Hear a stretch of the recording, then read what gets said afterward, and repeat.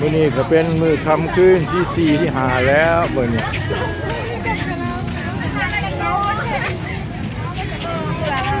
ขย้อนกลัวกูเคยคิดแต่ในดีกว่า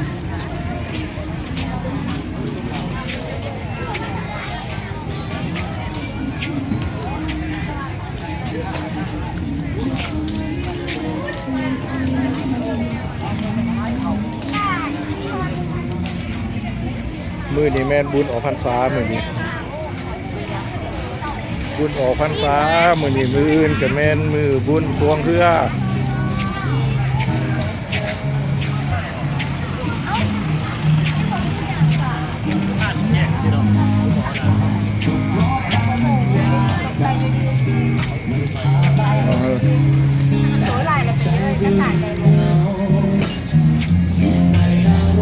เบิ่งเขาไปเรือลายเลย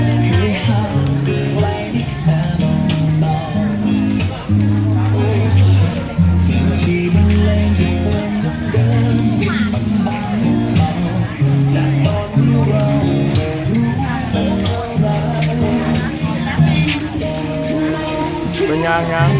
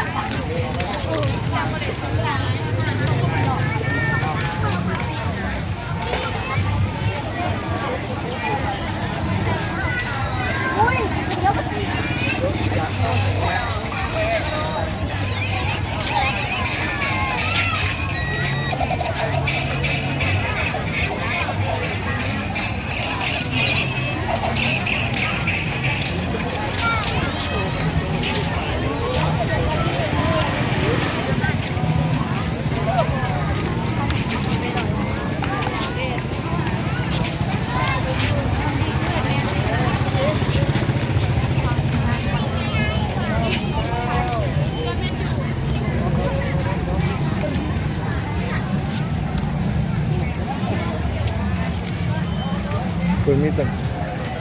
ตึงท้ายมาขลามร้ายเนาะ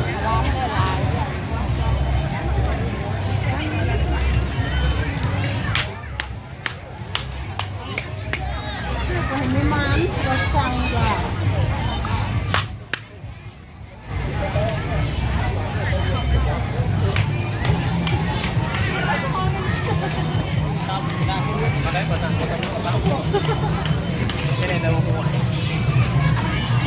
การข่าวดิ้น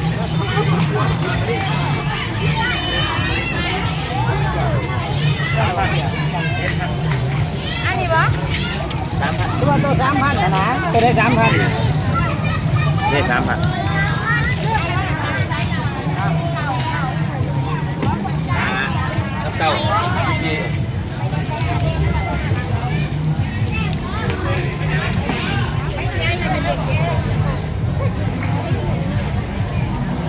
เดือนเขามาเบิ่งโตของกินแพงกว่าส่งเสือซะเนาะ แม่พามาบ่ให้โซ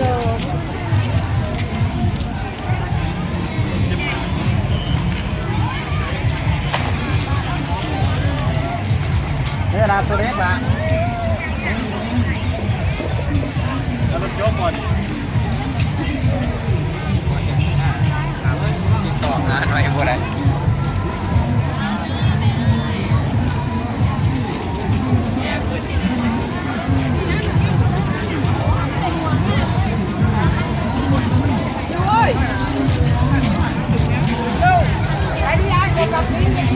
เลือดเครื่องขายมันมีร้ายแหละเครื่องขายหนูบวายบวายแต่ส่วนร้ายเครื่องมันบ้านแต่ประเทศเวียดนามประเทศจีน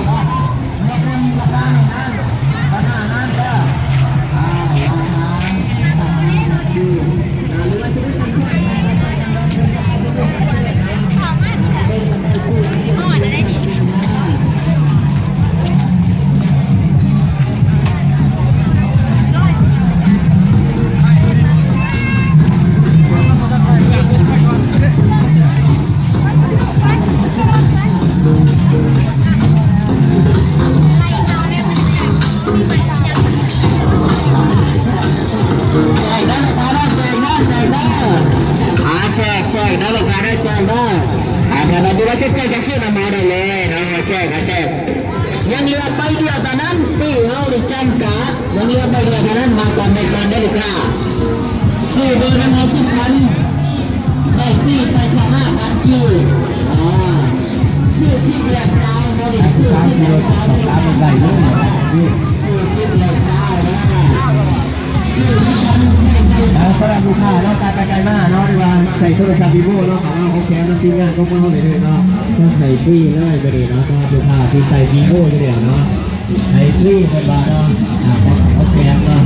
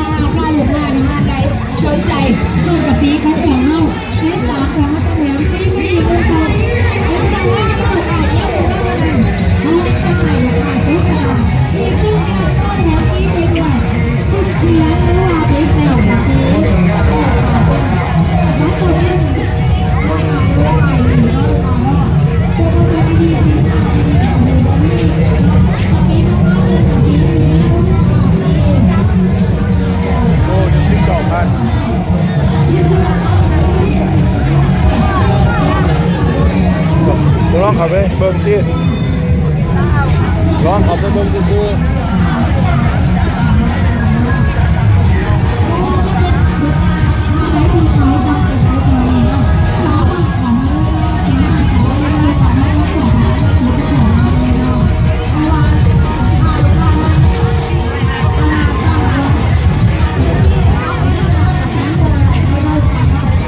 งเลยเบิ่งลองขับมาเบิ่ง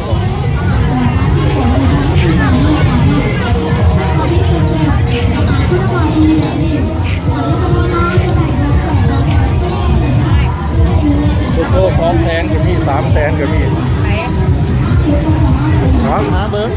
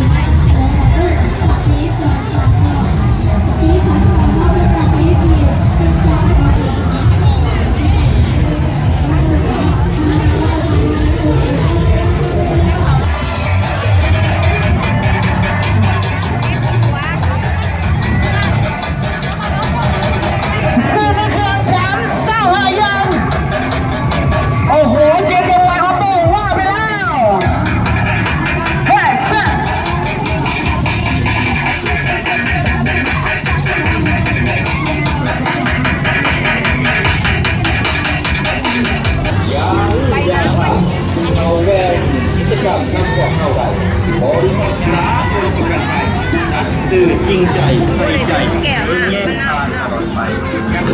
ช่วงนี้